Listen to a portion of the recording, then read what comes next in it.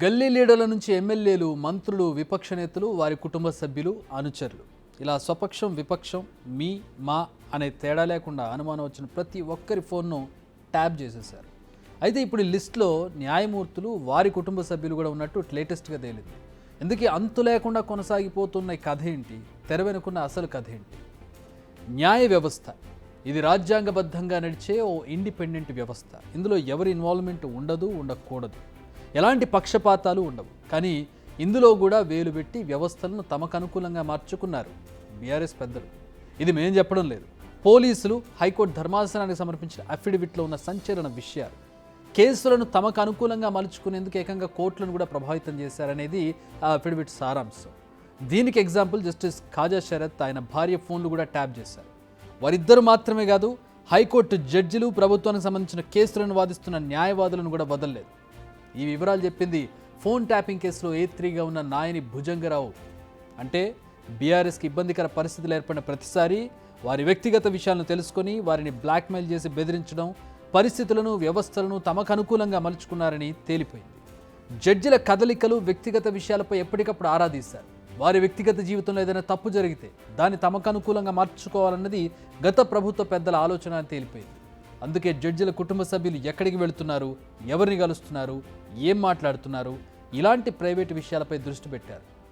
ప్రభుత్వానికి వ్యతిరేకంగా కోర్టు తీర్పు రాకూడదనే జడ్జిలను కూడా టార్గెట్ చేశారని అర్థమవుతోంది. ఆర్టీసీ ఉద్యోగుల బంద్, ఇంటర్మీడియట్ విద్యార్థుల ఆత్మహత్యలు బీఆర్ఎస్ ప్రభుత్వ ప్రతిష్టను దిగజార్చాయి. హైకోర్టు కూడా ఈ కేసుల విషయంలో గత ప్రభుత్వాన్ని తప్పుపట్టింది. ఇలాంటి కేసుల్లో ముందు ప్రభుత్వానికి వ్యతిరేకంగా తీర్పులు వస్తే భవిష్యత్తులో ప్రజల్లో వ్యతిరేకత పెరిగే అవకాశం ఉంది. అందుకే న్యాయమూర్తుల ఫోన్లు కూడా ట్యాప్ చేశారన్నది ఇక్కడ అర్థమవుతున్నటువంటి విషయం. అంటే ఎక్కడా తమకు వ్యతిరేకత అనేది బయటికి రాకూడదు. ఇదే ఆలోచన కనిపిస్తుంది ఈ ట్యాపింగ్ వ్యవహారం వెనకాల. ఫోన్లు ట్యాప్ చేసిన వారి లిస్టును నేను చదువుతూ పోతే 1 గంట టైం పడుతుందేమో, అంత పెద్ద లిస్ట్ ఉంది. ఇందులో సీఎం రేవంత్ రెడ్డి నుంచి మొదలు పెడితే ముఖ్యమైన నేతలు, వారి అనుచరులు, డ్రైవర్లు, వాళ్ళ ఫ్యామిలీ మెంబర్లు కూడా, ఆఖరికి గన్మెన్లను కూడా ఈ లిస్టులో చేర్చారు. ఇంత చేసి వీరు ప్రజలకు ఏమైనా పనికొచ్చే పనులు చేశారంటే అది లేదు. కమిషన్లు వసూలు చేయడం, బీఆర్ఎస్ పార్టీకి డొనేషన్లు ఇచ్చేలా చేయడం, ఇదే సాగింది 10 ఏళ్ల పాటు.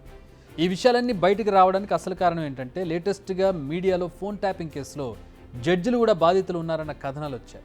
దీన్ని సుమోటోగా తీసుకున్న హైకోర్టు కేసు వివరాలన్నింటినీ తమకు అందించాలని ఆదేశించింది. దీంతో పోలీసులు అఫిడవిట్ సమర్పించారు. ఇప్పటికే రాజకీయ నేతలు, వ్యాపారవేత్తలు మాత్రమే ఉన్నారనుకున్న ఈ కేసులో బాధితులుగా న్యాయ వ్యవస్థకు చెందిన వారు కూడా ఉన్నారని తేలిపోయింది.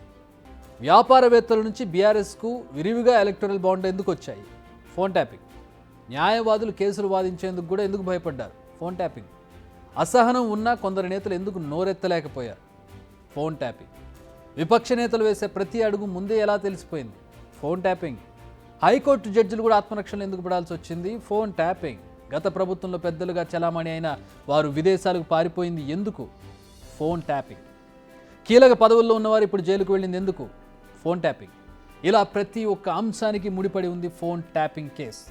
మొన్నటి వరకు ప్రభుత్వం మాత్రమే ఈ కేసుపై ఫోకస్ చేసింది. ఇప్పుడు ఆ లిస్టులో కోర్టు కూడా చేరింది, హైకోర్టు కూడా చేరింది. అసలు కేసు విచారణ ఎక్కడి వరకు జరిగింది, ఎలా విచారించారు, ఏం తేలింది, ఇలా ప్రతి ఒక్క విషయం తమకు తెలియాల్సింది అని హైకోర్టు ధర్మాసనం తేల్చి చెప్పింది. దీంతో ఇకపై పోలీసులతో పాటు కోర్టుకు కూడా ఈ కేసుపై ఎప్పటికప్పుడు అప్డేట్స్ తీసుకోవాల్సి ఉంటుంది. మరి ఈ కేసులో విచారణ ఎక్కడి వరకు జరిగింది, ఎప్పుడు పూర్తవుతుంది? ఈ క్వశ్చన్కి ఆన్సర్ ఇప్పుడే ఎగ్జాక్ట్గా చెప్పలేము. ఎందుకంటే ఈ కేసులో కీలకంగా వ్యవహరించిన SIB మాజీ చీఫ్ ప్రభాకర్ రావు, మరో ఛానల్ అధిపతి శ్రవణ్ రావు ప్రస్తుతం అమెరికాలో ఉన్నారు. వారిద్దరు ఇప్పుడు విదేశాల నుంచి రావాల్సి ఉంది. వాళ్ళు విచారణకు హాజరైతే ఈ కేసు ముందడుగు పడనుంది. ఇప్పటికీ ఈ కేసులో బీఆర్ఎస్ సుప్రీమో అంటూ చెప్పకనే మాజీ సీఎం కేసీఆర్ పేరు చెప్పేశారు. వారిద్దరి విచారణ తర్వాత ఈ కేసు కొందరు పెద్దల మెడకు చుట్టుకోవడం ఖాయమని అర్థమవుతుంది. కానీ ఒకటైతే వాస్తవం, ఈ కేసుపై కోర్టు కూడా కొంచెం పట్టుదలతో ఉంది. ఎప్పటికప్పుడు వివరణ కోరే అవకాశం ఉంది, ఎందుకంటే వాళ్ళను కూడా ఇన్వాల్వ్ చేశారు కాబట్టి. సో ఇప్పటికే ఈ కేసు విచారణలో పరుగులు పెడుతున్న పోలీసులు ఆ స్పీడ్ను మరింత పెంచనున్నారు. బిగ్ టీవీ అవుట్లుక్ కథనాలు నచ్చితే వెంటనే బిగ్ టీవీ ఛానల్ను సబ్స్క్రైబ్ చేయండి.